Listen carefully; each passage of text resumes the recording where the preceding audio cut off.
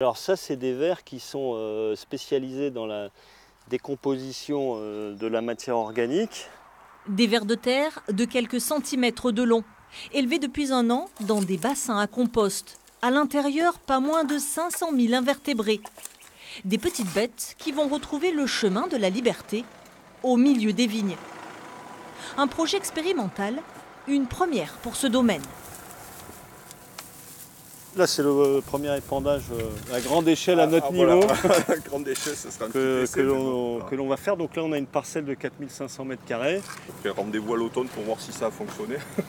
Et pour accueillir les lombrics, le terrain a été soigneusement préparé avec du seigle. Ce couvert végétal, eh bien, il va protéger le sol de la chaleur. Et aussi, lorsque l'eau s'évapore du sol, eh ben, ça va créer une zone humide où la vie dans les sols va pouvoir se développer.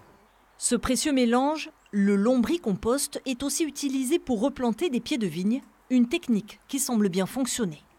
C'est un petit peu comme un fumier, c'est-à-dire que les lombrics ont digéré la matière. En fait, on a des acides aminés, on a plein de choses, et en fait, qui favorisent l'enracinement de la vigne et qui vont en fait l'aider à se développer vraiment dans des bonnes conditions.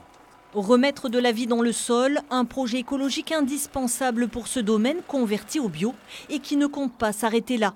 Avec demain des abris pour chauves-souris ou pour oiseaux, un véritable engagement avec Dame Nature.